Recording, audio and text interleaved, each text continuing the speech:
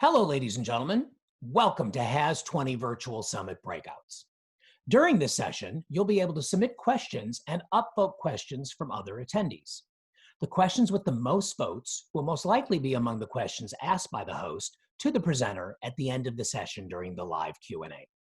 The bottom right tile box is where you can type in your question as well as click the thumbs up button to upvote a question. During the session on the top right tile box, you will also see a 5-question quiz based on the speaker's content. Enhance your learning by taking the quiz during the session and get points for your correct answers. All sessions will be available on demand, and if the presenter has given us permission, you will also be able to download the slides. It is now my pleasure to introduce Session 10, Effectively Restarting Elective Surgery After COVID-19. It will be presented by Nirav Patel, Medical Director for Surgical and Procedural Services, Banner Health, Chair, American College of Surgeons, Arizona Committee on Trauma, and President, Arizona Chapter, American College of Surgeons. And he will be joined by Martina Brooks, Surgical and Procedural Standardization Program Director, Banner Health. Enjoy the session. Welcome to our session. We really appreciate the opportunity to be able to share with you how we effectively restarted elective surgery after COVID-19. From the agenda perspective, we're going to have 5 basic areas we're going to cover with you today. They're going to be our learning objectives, which we will get to next. We're going to look at the impact of cancellations of elective surgeries and procedures and how they pertain to our system. How do we then recognize the ability to use clinical, financial, analytic data to not only understand what the scope of that magnitude was going to be, but how are we now going to look at strategies to help us recover from that elective pause? We also started looking at how we're going to judge outcomes, right? We'd come up with a lot of strategies. We're working in environments that we have not been familiar with before. And so once we started putting strategies into place, how are we really going to have the tools to ensure that we had some form of real-time monitoring that really allowed us to judge the impact of what we were doing? So from a learning objective perspective, we're going to identify the clinical, operational, and financial aspects as they pertain to the cancellation of elective surgery. We're going to review the development of the elective surgery procedure restart analytic application that we developed. We're going to look at the evaluation of the transition from how we went from data and analytics into a comprehensive strategy, all the way then into implementation, monitoring, modulation, and then looking to see if we had our desired outcomes.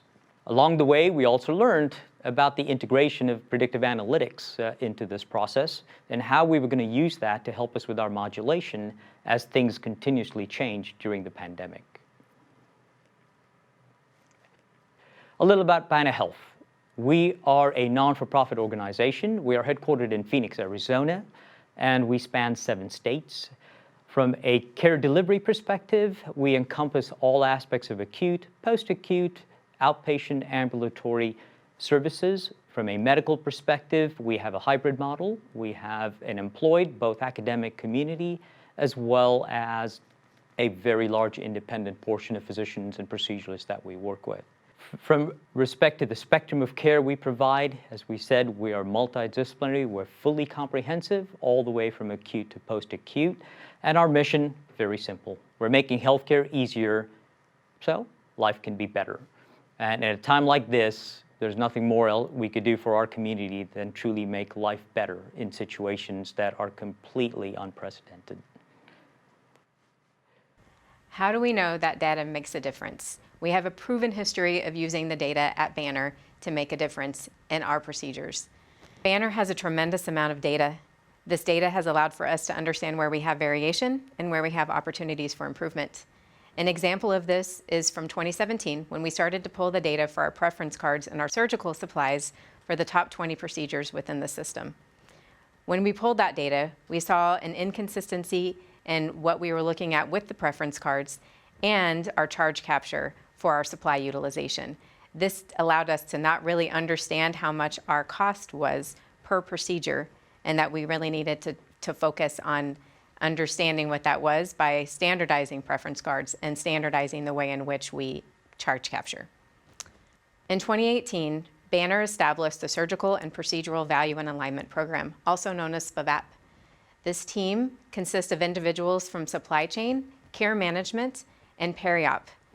This team has put together a dashboard that allows for us to leverage the data and take the information to all of our stakeholders to understand where we see variation in cost and preference cards for our surgical supplies for our top 20 procedures across the system.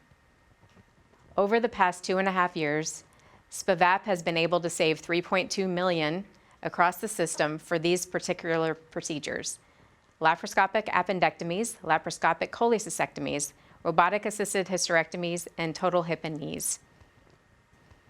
With this, we've been able to develop a standardized procedure card for each of these procedures and take them through the system, through peri-op, supply chain, and the surgeons to allow for them to provide feedback based on the data that we provided them, creating a preferred item list for each of these procedures. Shifting over now to impact of our canceled elective surgeries. Why are we talking about this?